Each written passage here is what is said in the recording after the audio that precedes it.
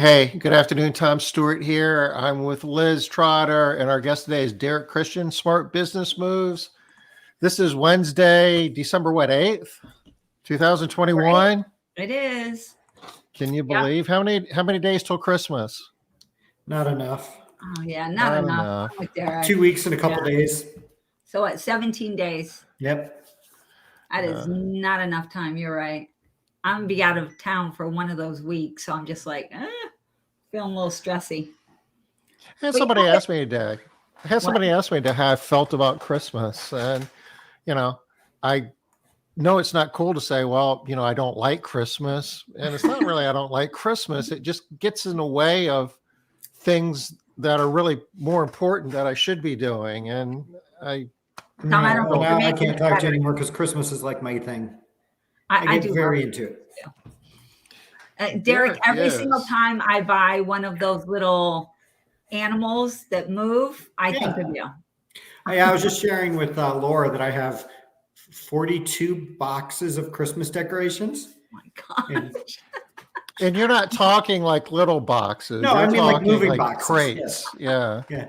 Yeah. She informed me that I'm allowed to bring 3, so I better start turning.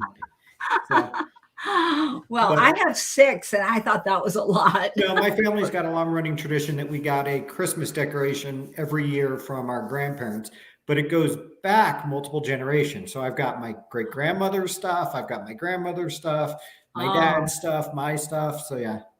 And of course, my mom moved into a tiny house a few years ago, so she gave me all her stuff. Yeah. So, And does any of this include the menagerie of like stuffed animals and other caricatures? yeah, there's 4 boxes of stuffed animals. There's, yeah. I don't know if you Department 56 stuff, the like Snow Village stuff. I think there's 120 pieces of that. So, yeah.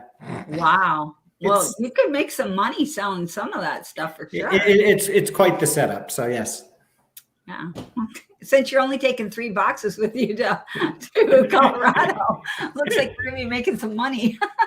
Either that or you're gonna have to sneak it in your suitcase little We're by little. negotiating. I said I get to set up Snow Village in the basement. She's like, all right, I just want to go in the basement for the month of December. And there's plenty of room down there. Yeah. That would actually be awesome. And you should take all those boxes of decorations and only decorate the basement. I'll be crazy. Hey, Denise. All right, so Tom, heads up. Next week, you got to get out your gear, your headgear. It's getting that time, isn't it? Yeah, I got all my stuff out. I'm ready to go for next week. So I'm taking a bunch with me to Texas, and I'll have my grandbaby wearing them too. We'll have everybody wearing that stuff. Awesome. Well, guess what today is?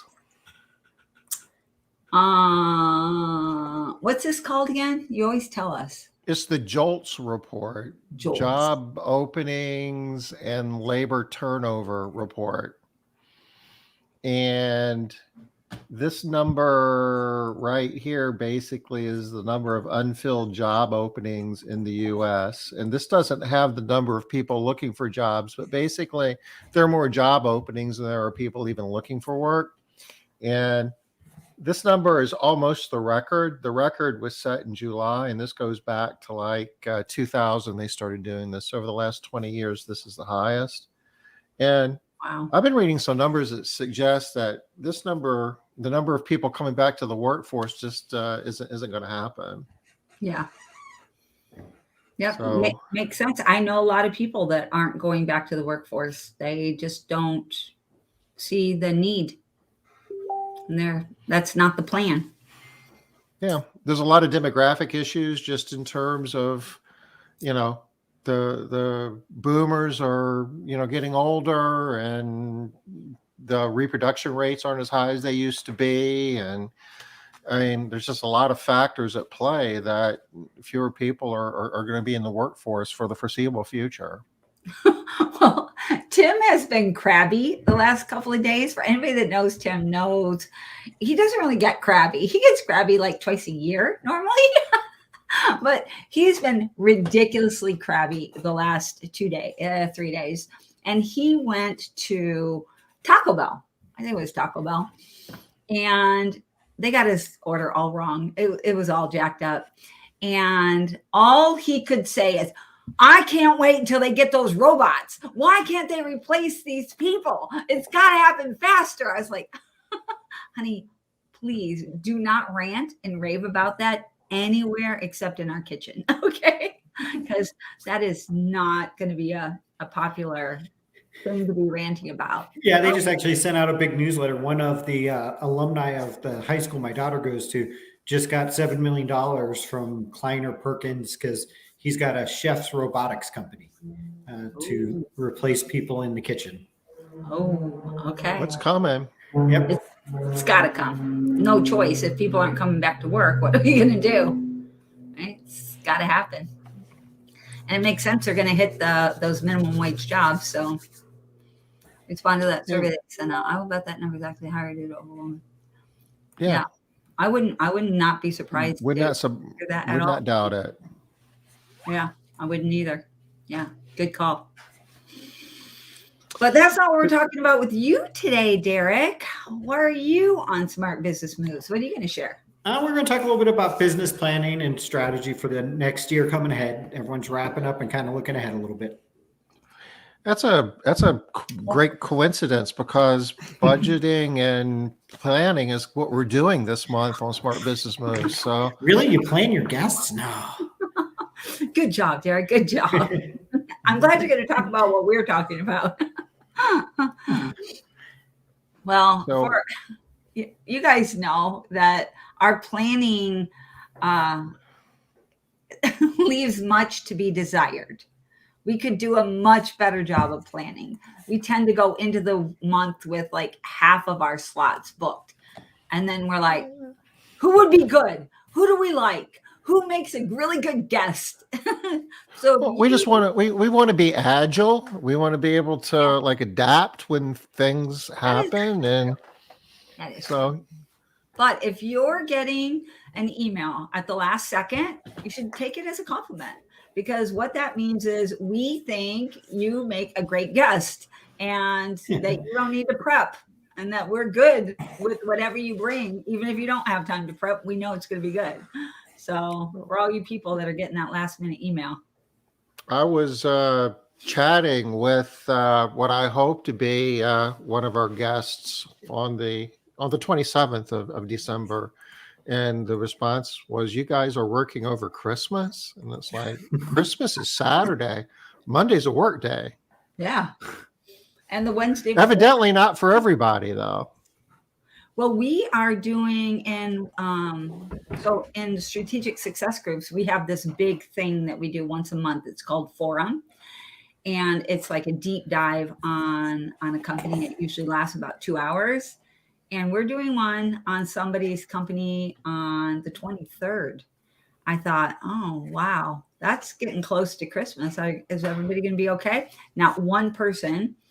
That group, I think, has 18 people in it. Not one person said, it doesn't work for me. Everybody was like, yeah, no problem, no problem, no problem. I'm working. Sure.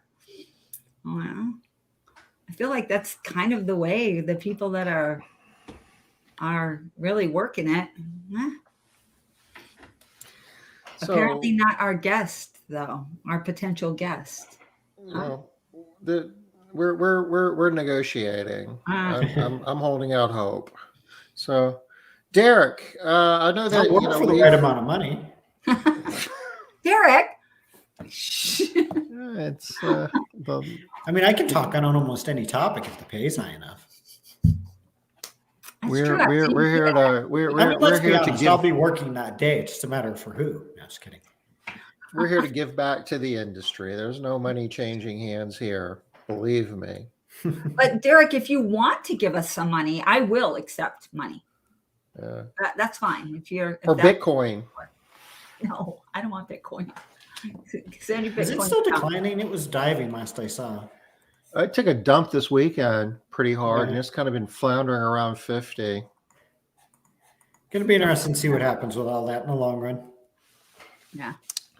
So, Derek, we've coached together over the years, and I know that we've done presentations on budgeting and planning and all of that. And, I know that you've probably spent the last couple of days pulling material together for this that you could share with us. I'm kind of anxious to see where you want to go with this. Well, yeah, we just want to talk a little bit about planning for the next year. And believe it or not, I worked at Procter & Gamble for a long time, and my last job that I spent 3 years doing there was what was called market strategy and planning. So my whole gig was to figure out what this big multi-billion-dollar company was going to sell for next year, where we were going to sell it, how much we were going to make. And we were pretty good at it. We could normally, hit within a penny a share what we were going to make the next year. And when I got involved in small businesses, it felt like everybody was guessing. When you'd ask everybody what they're doing next year, they'd all be like, I don't know, I'm going to make some money. I'm going to hopefully get a little bit bigger, more than last year, hopefully. But nobody ever seemed to really have any solid plans or numbers. So that's something that really kind of drove me, is trying to figure out how to get a little bit of discipline into the small business world. Because, I don't know about you guys, but I have mortgages and schools to pay for, and I'm a little uncomfortable with the idea that I'm guessing at how much money I'm going to make next year. Yeah. So I really wanted to try to get that down a little bit more to a science, and spent a lot of time working on it. And it was kind of interesting because a lot of times people are like, wow, this is really amazing. Where did you come up with this? And I'm like, honestly, I just took the stuff they taught me at P&G and tweaked it to try to make it figure out how to work in the small business world. So, yeah. Yeah. Well, I mean, that to me makes it even more valuable. It's tried and true. Right? Yep. Stuff that's been proven. And one of the things that I talk about a lot, and is a pretty complicated subject, and I teach in depth in some other classes, is just the idea that I always recommend that you kind of have two goals in mind that you're aiming for. And at Procter & Gamble, we always called them base goal and stretch goal. And your base goal is the goal that you're like 95% confident you're going to hit. It could be the number you did last year, what you are, if you keep the same growth rate as last year, but what are you really confident and feels like you can hit? And then stretch is what you want to actually aim for. And what most people make a mistake on is they say, you know what, next year I'm going to try to grow by $200,000 and I'm going to spend 10% on marketing. So they spend like they've actually already generated that 1.2 million in revenue. And if they only hit half their goal, but they spent like they're going to have all that revenue, they end up actually making less money this year than they did last year. And so one of the things that I really talk about is you want to only budget towards your base goal. And that's why it's called base, because you base your budgets off of it. But then when it comes to your team, they don't know that budget exists. You never talk about that with them. All you ever talk about is what your goals are, what you're aiming for. And that way, as long as you land anywhere between base and stretch goal, you do really well. And honestly, when it comes to a cleaning company and forecasting your growth, there's Excel spreadsheets, and that's a whole class. And I'm not sure I can cover that in the time we've got today, although I'm sure Tom would be happy to throw some Excel spreadsheets up another time and go over it. But the example that I always use, because people tend to get it and it's got less variables, is I think all three of us at one point or another were involved in like putting on the ARCSI convention, right? Mm-hmm. Yeah. Where we're doing that convention out in Vegas. And we always would have big goals. Our goal would always be, we're going to put 400 people in the show this year, 600 people in the show this year. But what I would always do though is our base budget, our base goal would be to match last year. So if we had 400 people last year, like, you know what, I'm pretty confident that even if we completely drop the ball, we can do 400 again because we did 400 last year.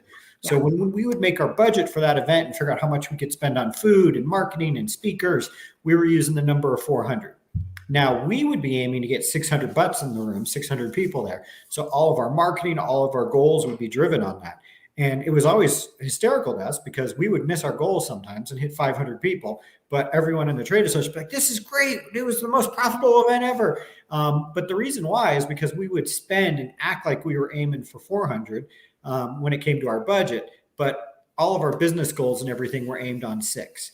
And that sounds tricky, especially when it comes to marketing. Sometimes people will be like, well, how can you grow without spending? And honestly, it just forces focus. I find a lot of times the businesses that do the worst are the ones with too much money. We've all coached a fair amount of startups, and startups with too much money tend to throw too much money at problems instead of actually solving it. And being a little bit short on capital sometimes actually forces you to focus a little bit better. And, so I'm not saying, not to invest. I'm just saying to invest smart, invest the money that you know for sure that you're going to have. Because everyone makes these budgets. And like I said, we'll say, I'm going to spend 10% of my $1.2 million goal on marketing, but 120,000. But if you only were $1 million last year, then that's a big gap. That's a lot of risk. Yeah. So that's basically the concept that I want to talk about a little bit today. Yeah, I love that. Danae Wolf, she talks a lot about that concept too, that people constantly just are, if they have money, they throw it at the problem and they're like, oh, good, fix that. But they're actually making it worse. They just can't see it. It takes longer for it to catch up. Yep. So it's the same thing that you're saying. I'm like, and the fun thing with it, if you do it every year, because sometimes people are like, well, my people are going to not be comfortable with that. I'm telling them to grow with last year's budget. But if you do it every year, no, because next year it's going to feel like a budget increase because it's going to be up from the previous year. So they don't need to know that you're basing it off of last year's numbers. Right. To them, it's 10% more than the year before. Yeah. And also you're going to modify it. So if you're 6 months into your goal and you're on track to hit that stretch goal, there's no reason now why. You can invest some money. Now it's actually coming in. Exactly. Yeah. So it's not static, right? Mm-hmm. But it's real easy in business where people will say, I'm investing into growth and I'm not making margin right now. But honestly, you should be growing every year. So if you're constantly investing into growth, you're never going to make money. So call me crazy, but I want to make sure I make a decent profit every year. Right. It just depending where you are, like, if you're absolute startup and you left your corporate job and you're starting a maid service, you're going to burn cash for a little bit, but don't, make a habit of it. If you're doing that year after year, you're doing something wrong. Right. I mean, it seems like you're always investing one or the other. You're either investing time or you're investing money, right? It's not like you're just, especially until your business is to a certain level. It's not like you're like, okay, I'm not putting in any time and I'm not putting in any money and I'm expecting everything to grow. Yeah, it's not really that realistic. Well, and once you understand your numbers, a lot of times the things that make the biggest difference in our business aren't expensive. When you start talking about things like we're losing too many customers, let's work on retention. How expensive is that? That's just you understanding where your problem is and focusing on it. We're not closing a high enough percentage of our leads. We need to accept that our salesperson sucks and fire them and hire a new person or train them or come up with a better process. But the tendency sometimes is just to accept that those numbers are given and I've got to spend more money on marketing. I've got to get more leads. And a lot of times the answer is one of those other numbers that aren't that expensive. Well, we actually were just working with somebody a couple months ago in one of the groups that kept saying they got to spend more, they got to spend more, they got to spend more. And so we're like, so what's your return on your investment right now? And his answer was, I don't know. I'm like, okay, so stop. Before you spend any more money, you need to find out what that return is. Because if you've got a return of 12%, go spend more money. You're just losing money faster then. You're just losing more money. So it's not simple, but the data does matter. So the data is what matters. I like where you're going with this, though, because this is a time of year where we look at the next 12 months coming up, January to December, and what's our revenue going to be month to month, and what's our marketing spend, and how many people are we going to have to hire, and basically we come up with a budget for the year. Okay, well, that's good, but what do we do with that? Okay, when January comes around, February, March, do we take that budget and put it on the shelf and maybe dust it off next December to see how we did? No, that doesn't make any sense. So, Derek, speak a little bit to what that budget means to us and how we use it as a tool. Yeah, I mean, we at least once a quarter go back and look at our numbers of how we're doing versus our goal. And we always identify what we call our gap. What were we aiming for? How short are we? Then we pull our team together and have a discussion about how do we close the gap? How do we get back on track? How do we make this up? Or vice versa. If you're killing it and you're hitting the number, now you can start saying, well, I've got more money than I thought. What's working? What can I reinvest in? What can I do? Maybe it is time to hire some office staff. Maybe the growth is so much that you're starting to get overwhelmed. So I guess the business term, the accounting term for that is like recasting your forecast, recasting your budget. So is that like a quarterly exercise? I typically do it quarterly. Yes. Some people do it a little more frequently, but I like to do it about once a quarter because months can do this. One of the things I'm sure some of you've noticed about our business is they have more or less work days than previous year. So quarter kind of balances some of that stuff out. And depending upon the state of the world and the economy and the business environment, sometimes you have to do it more frequently. I mean, Right. you have like an unprecedented global pandemic, you might want to Right. You got to look at it more frequently then, but Yeah, absolutely. I don't think anybody was looking at their numbers quarterly during, when Right. when the hard stuff of COVID was happening. I think people were forcing themselves not to just look at every single thing every single day with panic in their eyes, right? But then, yeah, you got to look at what your real numbers are coming in. What do your revenue look like? What can you do with your overhead? What do you want to do with expenses?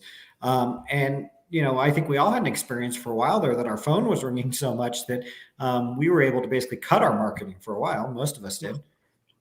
Yeah. So you Yeah. put your plan together based on the world as you know it at the time that you're doing it. But when the world changes, you need to change your plan. Oh, yeah. Yeah. Yeah. I forget the exact military quote saying, but it's something like everyone has a plan until the first shots are fired. So, Yeah. And there's I another think, one like getting punched in the face. yeah, Mike Yeah. Tyson's Yeah. quote was, everybody has a plan until they get punched in the face. Yeah. But fortunately, COVID was a most big of the one. time, I mean, we just came off a pandemic year. And so a lot of us probably feel like plans don't matter very much. But honestly, probably 19 times out of 20, this business is pretty predictable. We all just had something that was pretty crazy happen. But even then, it was a heck of a lot easier if you had a plan. You knew what your conversion rates were. You knew what your budgets were. So you could go back and basically say, okay, here was plan A. Now we're going to be on to plan B. Let's cut some of these things. I think I got to about plan F before things stabilized. Well, the world was like prior to COVID anyway, everything was fairly constant. Wages were growing at a low rate. You could pretty much, hiring has never been easy, but you could pretty much predict on being able to be able to get the workforce you needed to do the demand that you could generate. Gee whiz, inflation was like 6.2% in October. I think November's numbers are coming out Friday. The thinking is, it's approaching 7. Wages are going up really fast. I know a lot of companies are probably paying 50% more today than what they were pre-pandemic for the same labor. So putting your plan together, budgeting, I think is probably A, harder now than what it used to be, and B, a heck of a lot more important, isn't it? Well, yeah, but you got to face those numbers as they are. I mean, our plan next year has price increases for our customers, much more than it used to. We've got plans to increase our spending. Our plans look very different next year than they would have 3 years ago. But I think that's important because we're dealing with real facts versus saying, gosh, I can't wait till things return to normal. Because I'm not sure normal is coming back for a while. I do think it will eventually come back, but I think you go out of business before it happens. Yeah. And what's normal? I mean, gosh, I think that normal is going to be very different. Normal's not going to be normal compared to normal like 2019 normal. The wages are not going to go back down. No way. No, they're not No going to go way. back down. I do Minimum think wage going back inflational down. stuff will calm down. I'm a huge student of history, and I feel like our country tends to do this swing of a pendulum, and we're definitely swinging one direction right now after being a long time on the conservative, late laissez-faire type stuff. The reform was done by a Democrat. It's hard to believe that now, but Clinton's the one that got a bunch of people off the welfare roll, and that was accepted. And now we're swinging much further to the left. And I think that swing is going to happen for a while. I don't think that's going to change anytime soon. But I think it swings back the other way again eventually too. It's just, it seems like our country's kind of funny. We always swing too far one direction or another and then kind of pull back to the center. Well, I think that's where your what if spreadsheet comes in super, super handy too, is because you can sort of play out these different scenarios in your mind. So if this happens, then what might we be looking at? If this other thing happens, what if? And even without having any ideas of what might happen or what might not, because, for example, who could have ever, in February of 2019, did anybody have a clue that COVID was going to, devastate the countries the way that it did? There's no way. Nobody could. Maybe in February, some people I was like, maybe, I think Tom by then was yelling and at some us. people might have known in February, but not Yeah, very well, many. Not nobody January. was listening. You guys blew me off. So only one time, Tom. We've only ever done that one time. I could probably think of two. But really, you don't have to know what's coming. I think that's the thing that I really like about planning and budgeting. You don't have to know. You just have to put something down and then check it and then adapt and change, adjust. So I feel like that just makes it so much easier. The people that I know that didn't have any plan at all were in a much worse position, at least psychologically, than the people that had a plan. Because the people with a plan, even though they were like, what the heck, my plan is like out of the water, they knew how to work a plan and they knew how to okay, so what's the next? They also came roaring back more. I was on a call today with somebody who was talking about how they dipped beneath $1 million in 2020 and how depressing it was to them. And this year they hit 1.7 because once things stabilized, and they had that plan, they could dust off and go, okay, we're ready now. Yeah. And a lot of times we think about our plans, we talk about our plans, we think about them in the context of what the revenue is. Moving forward, more and more, we have an opportunity to generate more profit with less revenue. The whole idea of limited, labor market, and we're supply constrained, and, the whole Econ 101 saying, when demand outstrips supply, you're not charging enough. And I really think that's where it's going for a lot of businesses. I think they're spending way too much time trying to hire that last employee, that last cleaning professional, where they'd be better off just raising their rates and they could be more profitable and clean fewer homes doing it. Who you should have as a guest and just beating that drum for longer than just about anyone I know is Wells Yee. Oh my God. Yeah. 10 years ago, Wells would be like, you have wait list, raise prices. Yes. That one person. If you have one person on a wait list, you raise prices. Yeah. Yeah. He was always like, why do you have wait lists? Raise price. Yeah. He was always, I'm sure he is still doing that too. I haven't talked to him in a while. I need to reach out to him. Yeah. Like I said, he was probably one of the people I knew beating that harder than anything. And I had kind of a learning experience with that out of college. I had an interview with McKinsey. And I was all excited being the big consulting firm and got the interview. And they gave me this case study about a railroad whose revenue had declined and wasn't making any money. And they give you the case study and then they want you to solve it. And in my interview, I came up with this great plan on how we were going to sell more railroad and make more money and move more freight. And when I was done, they basically said they weren't going to give me the job offer. And I thought I nailed this thing. And I was like, what? And they said, do me a favor, write the profit equation on the whiteboard. The profit equation, right? And I'm like, well, yeah, profit is number of units sold times, sales price minus cost. And he's like, okay, why did you spend all of your time talking about number of units? Why did you not talk about changing price, decreasing cost, decreasing overhead? And I was like, oh. Because this is easier. And he said, you just did what our clients do. They get tunnel vision and try to solve the problem, and they need to step back and look at the whole equation and fix all of the pieces. And said, and that's why you're not going to work for us, because you just made the mistake that our clients do. And they said, the problem is you've got to take it to the most simple thing, which is how do I make money, and look at all of the pieces, not just get distracted by the one shiny object, which is always sell more, sell more, sell more. Yeah. And, that's kind of, I've heard that story before. That's good. Yeah, it kind of crushed me at the time. So you're just sharing it now? You're just I've heard it. No, I've heard it. I've heard it before. Liz, you just weren't paying attention. She wasn't paying attention to me. You know how I get, you guys. But that's why when I put my plan together every month, I tell my people there's 3 things I always aim for. I always try to do one thing to increase sales, one thing to make the process or culture better, and one thing to decrease costs. So every month I'm trying to do those 3 things. And if I accomplish those 3 things every month, even if they're small tweaks, by the end of the year, you've come so far. So I don't try to do everything every month. I try to do something. So for so many years, success in this industry has been defined by how many homes you were cleaning, what your revenue was. Mhm. And, now, the whole unprecedented event, world pandemic and how that's changed the economy, it just isn't going to hunt the way that it used to. It has to be about, measuring, your expenses, managing your costs, and being more profitable. And it's kind of cool because, we've got tools in place to do it now. And, I'm not going to go down the path of all of that, but we've got a lot more tools available to us now. Back in the day, all you really knew was how many homes you were cleaning and how much money you were putting in the bank. Well, and But looking at your lines of business, I see people all the time chasing Airbnb revenue. But then when I talk to them about profit, they don't make any profit. Like, I clean $600,000 a year of Airbnbs. And I'm like, how much money do you make?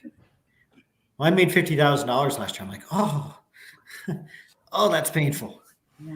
yeah. And if you look at every customer that you service and kind of stack them up in terms of the most profitable on one end and the least profitable on the other, you'll have some that are negative profit when you throw in even a modest amount for overhead. And for those, you'd have more money in the bank at the end of the month if you weren't even servicing them. Mhm. Doesn't mean that you necessarily fire them, but you need to raise their rate or change the scope of work, do something. I mean, the name of the game now is getting a higher return off of human capital because that's a constraining factor and you're paying more and more for it. And you need to generate more revenue with less labor. You know what? That's actually one of the things that I really have liked about the pandemic, if like is the right way to say it. But everybody in our industry, not everybody, but the vast majority of people in our industry have now widened their perspective. They're now willing to look at things from other perspectives and to think bigger, think in a different way. It used to be, it didn't really matter. There was, like you said, Tom, there was one question that people asked, one question that people answered, and that was it. And really, the only goal out there was get to $1 million. You guys remember that? That was Yeah. like the be all end all. That was success. Yeah. Nobody's even talking about profit. Nobody even, how many of those companies, you guys, we know how many of those companies that would be sitting at $1 million and they could be making more money if they were working for somebody else, working just 40 hours a week, they had a job and not even a very good job, a job with a boss that was really kind of hard on them. Standing at the drive-through asking if they'd like to supersize that or throw in a hot apple pie. Yeah. Yeah. So you guys do have to admit that is one good outcome. Well, it's also been good because it's got the customers a little more used to it too. I mean, I did a price increase this year that terrified me because it was so large. And the general feedback from our customers was, we get it. You got to pay your people more as long as your people are getting paid more. And it was the strangest price increase letter I ever did because it basically said, so our service has sucked for the last 3 months and we've had to skip you a lot. I'm going to raise your price, even though our service sucked. Because normally I would never want to raise your price unless I was sure we'd been doing a great job. But I wrote a letter that basically said, I'm acknowledging that our service hasn't been very good. We've had to skip you a lot recently. We've had to skip you a lot because people, I don't know about, we've got a theme park in our city called Kings Island. Basically, like the local Disneyland. And they were paying $19 an hour starting wage to work in the food court. And I mean, my letter even referenced it. I'm like, Kings Island is paying $19 an hour to hang out at the theme park and sell food. To get people to clean houses, I have to pay them well above that right now. Therefore, I have to raise your rates. I'm sorry. And I think I only lost like 2 customers. It was a 15% increase. I mean, in the past, I'd do 3% increases and be like, please don't fire me over my 3% increase. But this year we did a 15% increase. And the overwhelming feedback was, I completely understand your people need to get paid more. I hope so-and-so stays. We love her. Yeah. I really love that strategy of adding in the Kings Island piece. Everybody knows, I know about Kings Island over here on the West Coast. So people know about it. They hear that number. It's like, wow. Yeah, well, that's where high school kids go to work over the summer, and they're Yeah. making they're making $19 an hour. It's crazy. Yeah. I think I made $275 when I worked in the summer. So Aging and yourself there, Derek. I know, like one not of the really. I other grew up in change, Texas. They don't believe in the minimum wage, but yeah. one of the other changes that I've seen a lot, and part of this was COVID and social distancing, where more companies went to smaller teams and Yeah. solos. But when you're paying these higher and higher hourly wages, you really are getting more efficiency and getting more revenue per clock hour by having somebody wake up in the morning, pick up their phone, hop in their own car, drive to their first house, drive to their second house, and then go home. And I, I'm doing solos. I know a lot of other people are doing solos that used to have more of a capital intensive model with company cars and whatnot. It's kind of funny because I know like Debbie Sardone's promoted, that model, the solo model for many, many years. And a number of us, Derek, you and I had discussions about, can you really scale, a solo business model? And I think that you can, especially in 2021, 2022. But Well, and it wasn't just the pandemic either, because the other thing has been the willingness of people to accept it. Used to be, it was a lot more challenging to get people to drive their own cars, but I find my number one competitor for my employees is DoorDash.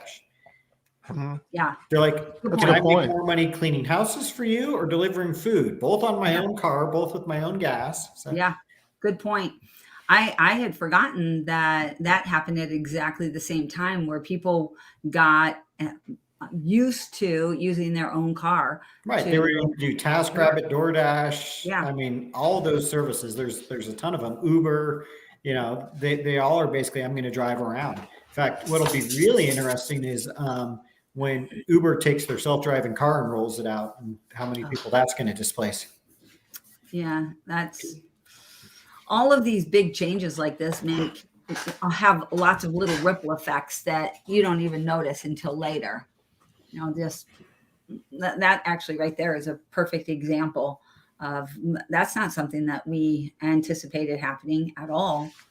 And the robotic taco maker, when that hits the market, what's that going to do? My gosh, don't get Tim started there, Tom. He's ready. Hey guys, do you see over here on the comments, Roxanne Ramsey says something. She says VOG, FYI. Anybody idea what that is? No. Hey, Linda. Hey, Roxanne, I have no idea what VOG is. The only VOG I've ever heard of is weather related. And I don't think that's what you were talking about. So maybe fill us in. Weather related? VOG? Volcanic fog. Yep. Oh, okay. Yeah, that's the only thing I know. It's a about. Hawaii thing. Yeah. Or a Washington State thing. Spend some more time in Hawaii. True, I guess Washington Really State. got a little volcano. Yeah. So, but I don't think that's what she was talking about. We were talking about, when she popped that up, I think we were talking about Bitcoin. So not exactly sure what that is. Hey, Linda, good to see you. So you guys have any questions about how you go about getting a budget in place, how you go about planning? What are some of the areas that you want to plan around? I think that's another important thing to talk about. A lot of times people think that they're only planning like revenue, or they're only planning marketing. So you hear a lot about, I'm setting up my marketing calendar, I'm setting up my revenue calendar, what my goals are, but you don't hear a lot about other things that people are planning. How do you do that, Derek? I mean, like I said, I always try to look at a couple different things. When it comes to the numbers, I look at office staff year round because I've gotten a lot more involved in the window cleaning business recently. So I've got to figure out how to staff up every spring and lay off every fall, and my office staff that goes with it, and all the recruiting that goes with that. But even in the home cleaning space, we've got a lot of surges that come with it, where we got to have more people on the phone or less people on the phone. We try to plan for our own personal development. What am I going to try to get accomplished? What am I going to try to get better at as a leader? What work process am I going to try to fix? How am I going to make the culture stronger? So like I said, every month I try to do one thing either for the culture or to a business process that can be tweaked, something to save money and something to increase sales. And I try to look at those 3 buckets just because it forces me to.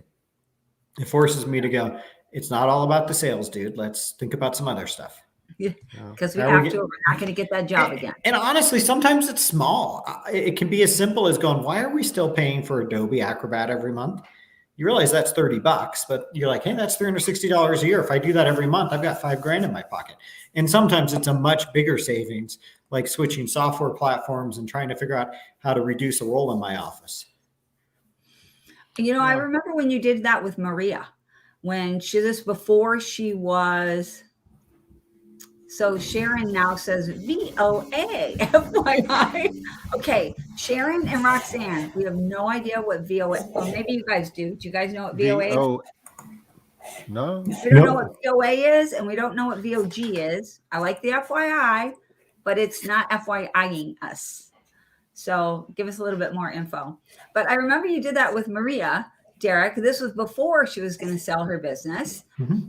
And you sat down with her and you guys just went through her P&L and looked at all her different percentages. And you were like, nah, your expenses are a little out of whack. Let's just start looking at stuff. And you just started eliminating little tiny things.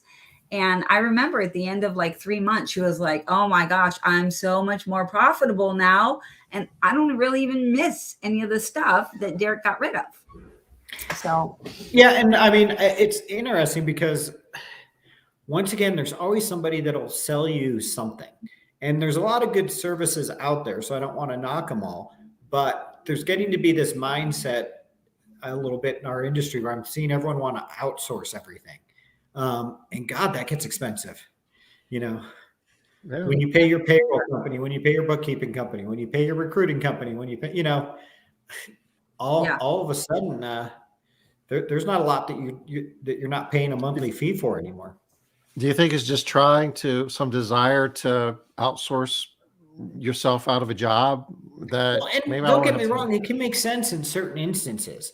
But I see people doing it too much, in my opinion. It's hard to run a business when all you're doing is managing vendors. What makes you special? So, if somebody else is answering your phone, managing your finances, what's left? What are you doing? So I think a part of that too falls into that keeping up with the Joneses mentality that goes on in our industry. Everybody talks to everybody about everything, which is awesome. But every time we hear an idea, we're like, oh, that'd be a great idea for my business. If they're doing it, I should do that too. You can't do everything that everybody else is doing. You got to design your own. And don't get me wrong, for a lot of people, it's the right thing. If you're terrible at bookkeeping, by all goodness, go hire a bookkeeping service. But I'm seeing people, like I said, and it's a lot of little things. They'll subscribe to this $15 a month software and that $30 a month software in this recruiting platform and this recruiting software. And they just have all these layers. And I'm like, how are you making any money? You've got to be careful with how that all adds up, especially those monthly fees, because they convince themselves, oh, it's only $100 a month. Oh, it's only $200 a month. But man, does that stuff add up. Yeah. And, there's some things that you have to do just because you have to do, I guess. You have to pay your taxes, for instance. But most of the expenses that we have in our business are certainly, we've got control over to the magnitude of what they would be. And a lot of choices, it's like discretionary spending. We could invest in this new shiny object or no. The litmus test needs to be, if I spend this money on this product, service, whatever it is, am I going to have more money into the bank? How is this going to, at the end of the month, how is this going to make me more profitable? Yep. And you do I got to clarify that a little bit though. You might have to look at a time frame. So yeah, you might not have more money in the bank this month, but sure. Are you going to have more money in the bank in a reasonable amount of time? Not in 5 years, right? Don't invest in something today that you're going to have more money in 5 years. 3 months from now, 6 months from now, a year from now. And don't get me wrong. If it's the thing that's giving you a real competitive advantage, by all means, spend on it. But I don't know. I'd have to think of examples. I do love that too. I do love that too. Right. If this is the thing that's going to give you the leverage and really have you take off. But when I look at, because I do look at a lot of people's P&Ls, I'm seeing they're paying for this chatbot software, they're paying for this software, they're paying for that software. Like I said, it's almost like every time someone mentions something, they subscribe to it. And I'm like, guys, They're are looking you for the really next using it? answer. Are you really leveraging it? Are you getting what you need out of it? And so, Yeah, Are you what getting you're kind at of least that amount of money out of it? right. and what you're describing when it's like a real competitive advantage, sometimes you have to look at it from what's the counter argument. If I stop doing it, what happens to my business? Do I lose market share? Do I lose employees? Does my revenue drop? And that's a valid reason for making the investment as well. If it's just keeping you where you are. Yeah, agreed. Yeah, you can't just cut out everything. You can't be like, okay, that's it. I'm not buying vacuum cleaners anymore. I'm not buying, product. And once again, I'm not pushing on everything, but my big thing recently is I've been challenging people a lot of, do they really need to buy a Microsoft license? They're like, oh, we use Google Drive, blah, blah, blah. I'm like, then why are you paying for Microsoft? Why aren't you just using Google's tools if everything's in Google Drive? That stupid thing's $150 a year per person in your office. It's almost habit form. I don't know what it is. No, Word and Excel and all that type of stuff. Oh, okay. Honestly, we're almost 100% on Google Sheets and Google Docs now. Yeah, it's a good point. Because we use Google Drive for everything. That's where all of our shared documents are kept. That's where all our communication is done. So why are we paying for Microsoft licenses? We don't need them.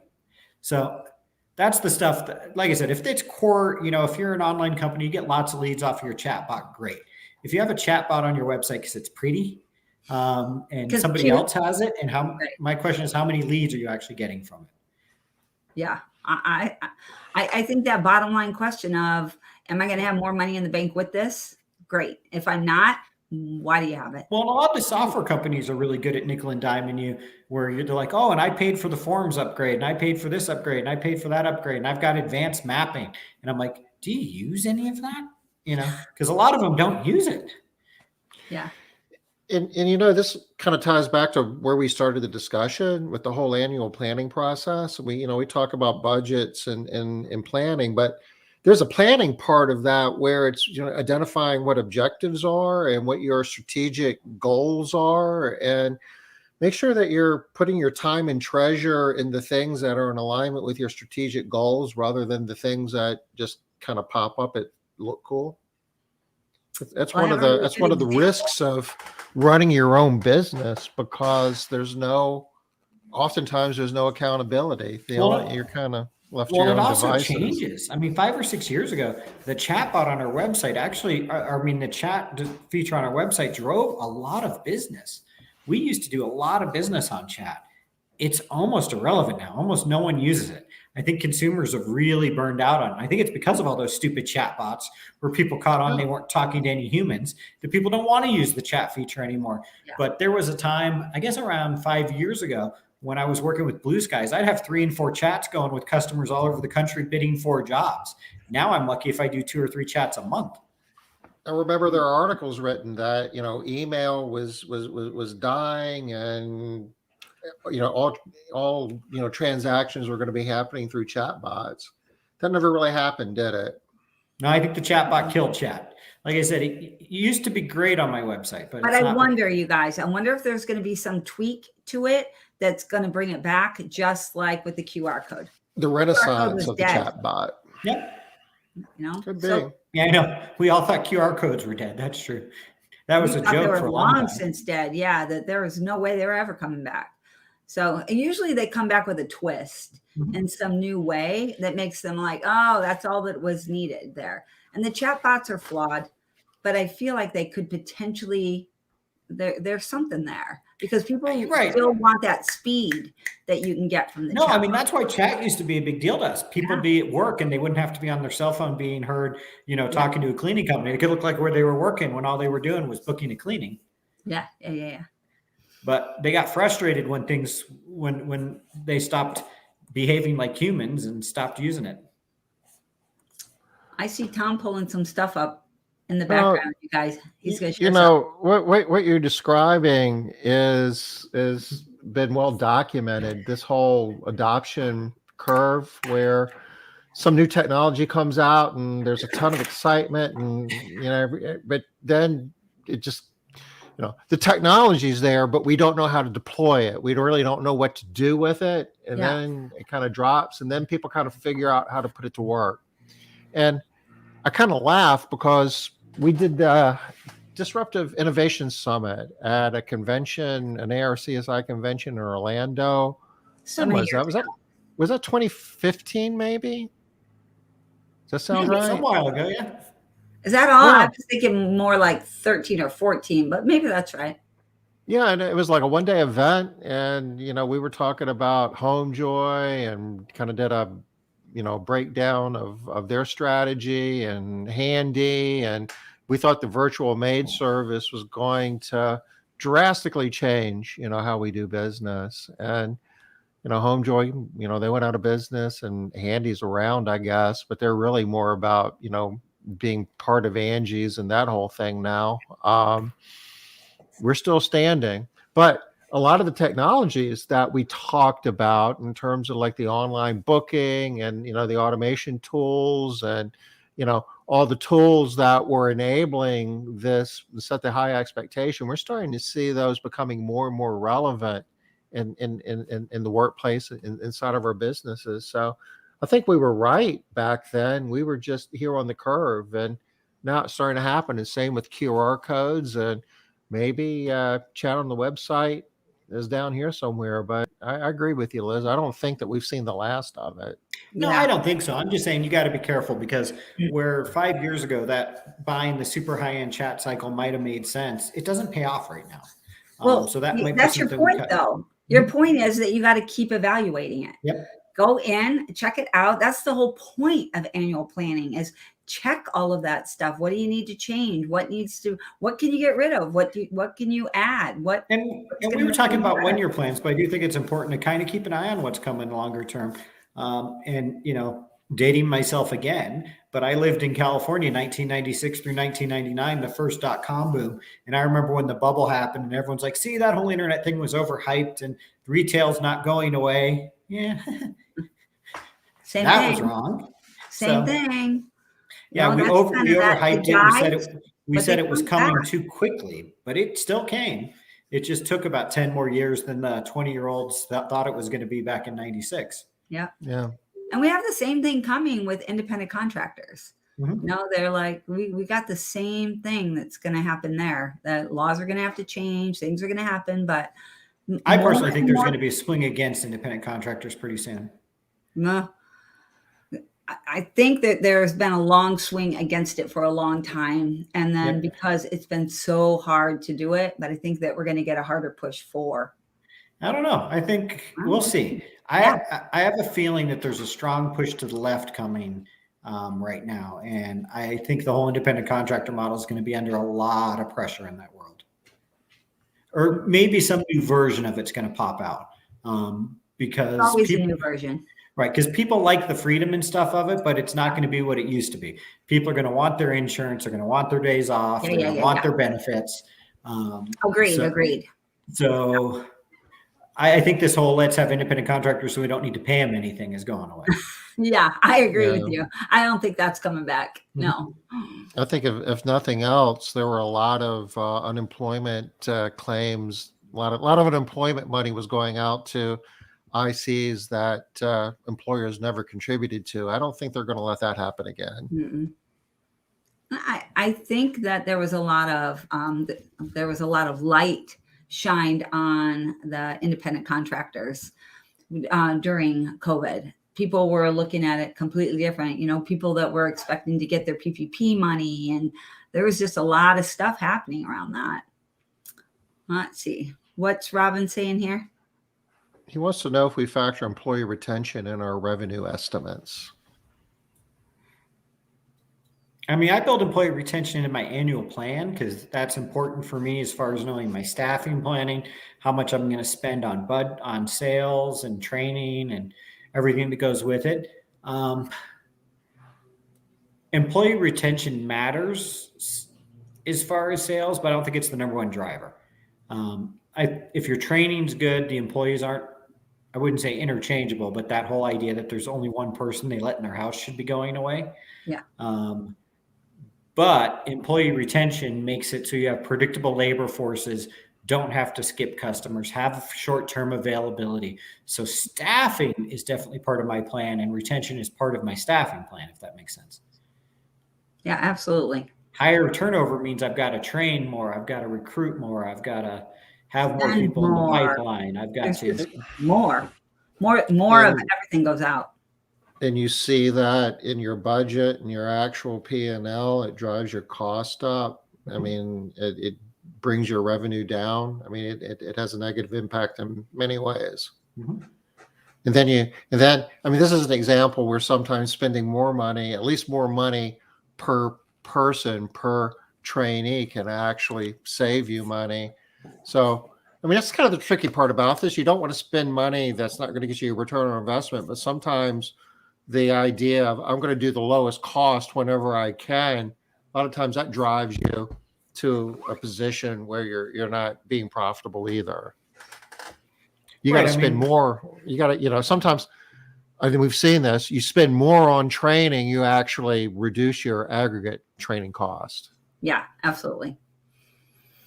So it's not always the case that you got to spend money to make money, but many times there is an investment to making more money. Don't get me wrong. I'm famously cheap, and I'm always looking at what I can cut, but you never want to cut the important stuff. I always want to have a critical eye towards it and ask the question of, is this paying for itself? Yeah, absolutely. At least paying for itself. And if you're getting a handsome return on investment, it's like, can I buy more of it? If you got an advertising channel that's killing it, it's like, well, gee, if I increase my spend, could I just get that much more benefit? And sometimes that makes sense. But I know a lot of people were really hesitant to spend on recruiting when they should have, and probably should have cut their marketing budgets and moved some money around, and which is kind of raise the rates and not recruit as much. I mean, there's a lot of ways you can attack it. But it's why you need to be looking at it on a regular basis also. That's why you need to have the numbers. Absolutely. We are like right at the top of the hour. Derek, and I have an appointment at 3:15, so I got to jet exactly at 3, y'all. Okay. So what do you have going on in your world, Derek? Is there anything going on out there that you'd like to share with our audience? Well, I am actually doing something which is completely not related to the topic we're talking today. But next Thursday, I'm doing a 2-hour class on Google 3-pack and how to rank on that Google 3-pack listing. And I'll shoot over to you, Tom, because I can't put it into the comments. That could be part of your marketing plan, and plan would have to be budgeted. So, well, there's research now that says up to 70% of your website traffic comes through that Google 3-pack. But people spend on search engine optimization, they spend on pay-per-click, but they don't understand how that 3-pack works. And there's some real interesting tricks and things that have come out the last couple of years. And I think some of it's come from some SEO companies we've worked with. Some's come with some questions. So I'm looking forward to teaching it. Should be fun. Okay, I'm dropping the link in the chat. This is the site. So if you want more information or want to sign up, I guess just go to this particular URL here. Yep. And we're teaching it next Thursday. It's, I believe it's $39 last I saw. We do coupon codes from time to time. But it's just next week, and it should be a fun, quick little class. And honestly, for $39, it doesn't take very much. One customer more than pays for itself if you pick up one little trick on there, one thing you didn't know about. And what an impact. Right. And there's all sorts of things people don't know that we're going to be getting into. And as we discussed earlier, having, part of your plan for the year needs to be, how are you going to invest in yourself? And, you've got to, and keep improving yourself as the CEO and leader of your business. And this seems like a really good opportunity at a bargain price point. Yeah. You can't beat that price. If you're going to be spending money, here's a good place to spend it. Yep. All right, guys, I have to go. Derek, thanks so much. No problem. I will see you guys later. Derek. Yep. Awesome. Thanks so much for your help. We'll be back Monday, 5:00 Eastern. Take care. Bye-bye. See you then.